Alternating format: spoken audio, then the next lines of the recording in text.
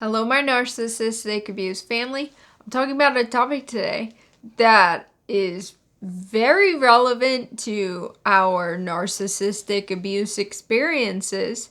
It's empathy, and it's actually one of the defining characteristics in the DSM as to whether the criteria that defines whether or not a person has narcissistic personality disorder. There's different kinds of empathy. Narcissists are sneaky snakes, and they do demonstrate a level of empathy. It's called cognitive empathy. Like, they know how to play the game, right? They know how to manipulate situations to make themselves look better because that's all they care about. So they have cognitive empathy most of the time. But emotional empathy is what you and I have. It's where you genuinely, authentically feel someone else's pain or hardship. You sympathize with their situation and you genuinely are moved by it. Narcissists lack that component. So there's a couple of reasons why this could be. There's a lot of benefits to empathy. Society relies on it to forward productivity in business, relationships, society, families, etc. Empathy is a big component to humanity. Big surprise. Facilitates connections and forward movement. Empathy. So, a lack of empathy, as I was saying, it is considered to be one of the distinctive features of narcissism. It's worded in the way it says, unwilling to recognize or identify with the feelings and needs of others. That is a narcissist. Empathy is the capacity to think and feel into the inner life, the feelings of another person. So, the reason why narcissists don't have empathy, there is a speculation as to why this is. So, most of our trauma comes from childhood. We're aware of this, we've experienced it. But the difference between us and narcissists is that narcissists take this trauma and they don't deal with it. They manifest it into this disgusting personality disorder where they do harm to other people. So it's thought that subconsciously narcissists are unable to empathize because it's all a self-defense protective mechanism. And that's dictated by their subconscious, their unconscious. It's thought that narcissists are hypersensitive to information situations that could cause them psychological distress, so they block it out. So they're literally not able to relate to other people because they're so fragile. As I've said before, they're so feeble and frail, and everything they do is to protect themselves, not worry about other people. So, but they're oblivious to this element of their personality.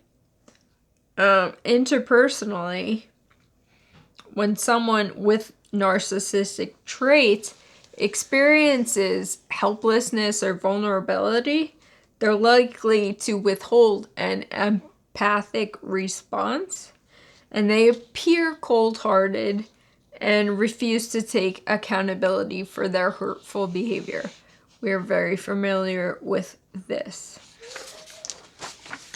So the differences between cognitive empathy and real emotional empathy is that cognitive empathy is when a narcissist or whomever, they can take another person's experience into account and they can imagine what it's like to be in their shoes. Again, when it's related to a narcissist, it's all about them. So if there's anything within them that will demonstrate humanity, it's because they're thinking about themselves and how it would impact them, as opposed to feeling genuine sympathy or compassion for another person. So they understand cognitively, they're very emotionally removed from it, but they appreciate the gravity of a situation, a hurtful event, or something of that nature. Emotional empathy is sharing an emotional experience, feeling distress in regard to someone else's pain, and experiencing a willingness to help them. That's also a defining difference.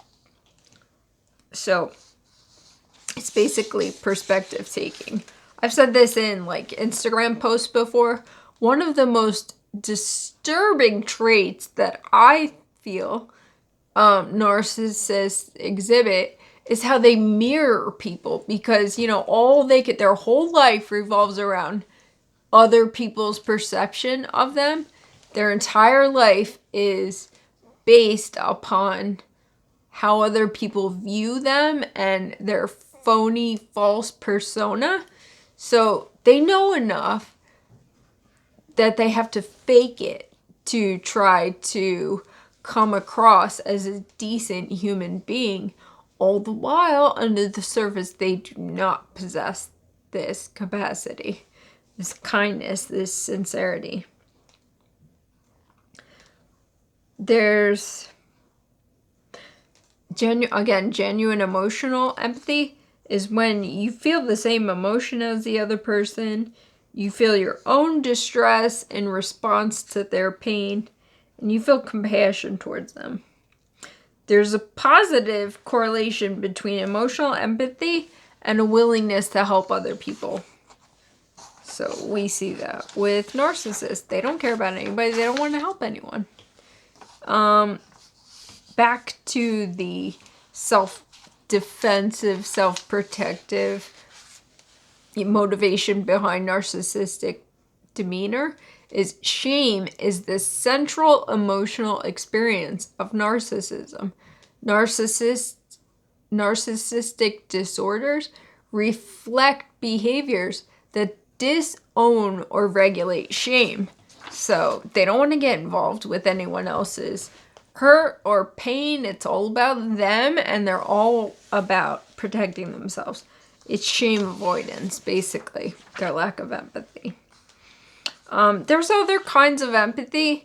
There's affective empathy, which involves the ability to understand another person's emotional response appropriately. There's somatic empathy, which involves a physical reaction. This is totally me. So, again, there's cognitive, emotional empathy, which we've talked about. So, the reason why narcissists lack real empathy could be due to childhood trauma, most likely. So, when a child has no one to give their emotional experiences any attention or validation, it's understandable that they're likely to continue this experience in the world and future relationships. So their lack of empathy, which is also defining characteristics of narcissists, it'll cause problems at work, with personal relationships, families, and within society. The benefits of having empathy are that it fosters collaboration, creativity, emotional connection, evaluation, feeling safe, identifying needs, negotiating, problem solving, trust. I just want to make sure I get all this information in here. So potential barriers to empathy are how someone was raised, how people treated you when you had emotional needs, people taught you about emotions, messages that you received, fear of being overwhelmed, fear of getting stuck, in emotions, yours or someone else's. So, we were raised in toxic environments where we were not validated. Our parents did not acknowledge or respond appropriately to our emotions. But we couldn't be farther from narcissists. If anything, we're more compassionate. We are more willing to help other people. We're all here in this community, and we're so kind to one another, and we support each other, and that says everything. But narcissists, of course, went in the other direction where all they care about is themselves and protecting themselves. One of the most, I don't know, I have so many examples of this, but I'll share the one. So, cognitive empathy coming from a narcissist. I can attest to this existing because obviously when our son passed away, I was so destroyed. I just felt like I died inside. My heart was indescribable feeling. It was the heaviest, most awful, ominous feeling I've ever experienced in my life. And the toxic duo came over. That was back in 2013. And she knew how sad and just devastating this situation was. And again, she's my mom, I'm her daughter. So she knows that she's supposed to react. She knows that she's supposed to respond and be emotionally consoling to me. But she can't because she doesn't have that capacity. So the way she acted was so awkward. Like, even at this moment of complete despair and vulnerability, I remember this. She was so awkward. She gave me like an awkward hug. And of course she was crying because narcissists, again, relate everything back to themselves and they feel sorry for themselves. To this day, she will exploit our son's passing to benefit herself, to elicit other people's sympathy. It's disgusting. It is so disrespectful in my heart because I know where she comes from. But that's an example of cognitive empathy. Another one was when my dog passed. I was totally destroyed. You know, she gave me, you know, she shops. That's her MO. So she gave me a picture that I had given her years ago of myself and my dog, Ralphie. And, you know, another awkward hug, another empty type of consolation sort of behavior. It was so awkward. But you'll see it, you know, when a narcissist is put in a situation where they should theoretically possess human decency, kindness, and compassion, they don't because they can't, because every component of their personality is self-protective. It's so bizarre. We'll never understand it. It's like trying to get into the mind of a serial killer. That's what my husband and I say. It's just so beyond us. But anyway, you guys, I hope I provided you with something useful in this video. Please like, give me a thumbs up, please subscribe, that would be super awesome.